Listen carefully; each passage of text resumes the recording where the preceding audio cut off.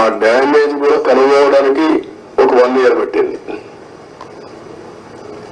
Government of India చాలా సార్లు చాలా స్పష్టంగా మీరు మార్చద్దంటే అవన్నీ కరెస్పాండెన్స్ రేపే నేను మాట్లాడతాను. ఇప్పుడు నేను డీటెయిల్స్ పోవడం లేదు. బ్రాడ్ గా కాన్సెప్ట్ ఫస్ట్ టైం ఇన్ఫర్మేషన్ ఇక్కడికి వచ్చాను.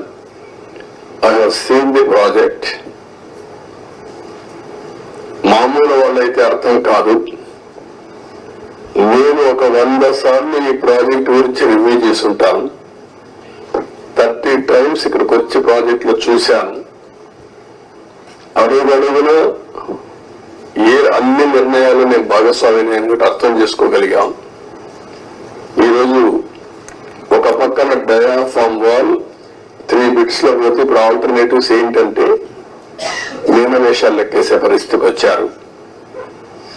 ఇందులో ఆ 2 బిట్లు కానీ ఎక్కడికక్కడ ఒక parallel D wall diaphragm wall బయటికి ఎక్కడ డ్యామేజ్ అయిందో దానికంటే ముందు ఒక ప్యారలల్ గా పెట్టి దాన్ని కవర్ చేస్తే 447 కోట్లు అవుతుంది.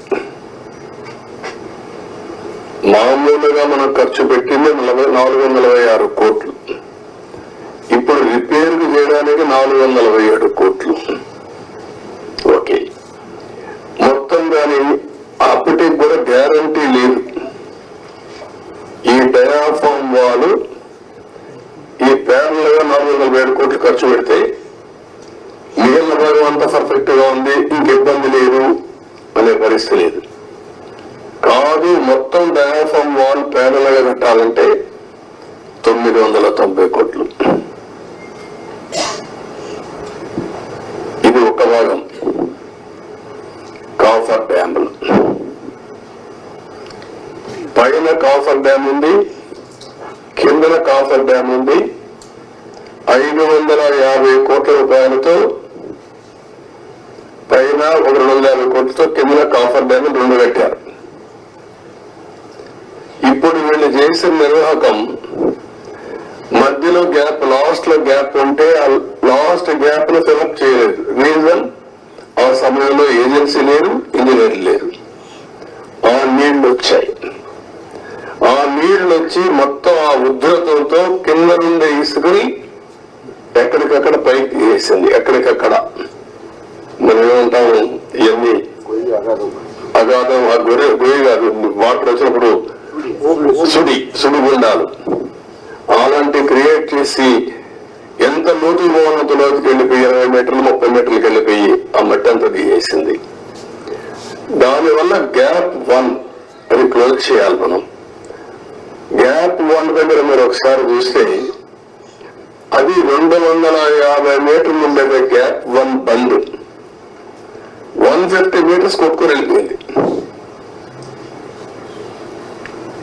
దాని మీద ఇప్పుడు ఇసుకేసి కొంచెం ఫిలప్ చేశారు. ఇప్పుడు ఆ ఇసుకేసి అది ఫిలప్ చేస్తే దాన్ని మళ్ళా గ్యాప్ 1 ఫిలప్ చేయాలి మనం.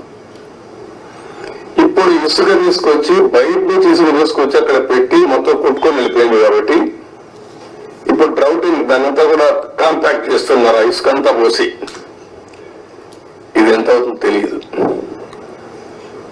ఒక 2000 కోట్లు అవుతుందా, ఎంత అవుతుందో తెలియదు.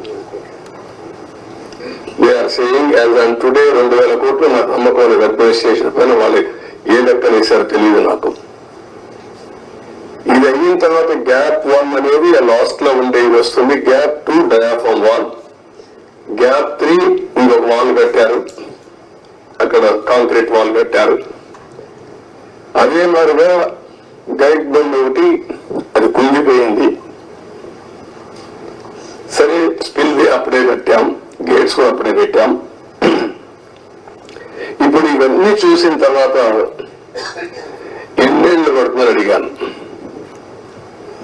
ఆ రోజు కానీ కంటిన్యూ ఉంటే 2020 ఎండుకు పూర్తి అయిపోయింది ఆ ప్రాజెక్ట్. ఈరోజు 5 ఏళ్ళు అయిపోయింది. ఇప్పుడు ఎప్పుడు అవుతుందంటే 4 సీజన్లు కావాలంటున్నారు మినిమం. 4 సీజన్లు అంటే 4 ఏళ్ళు. అన్ని సభ్యులుగా జరిగితే మళ్ళా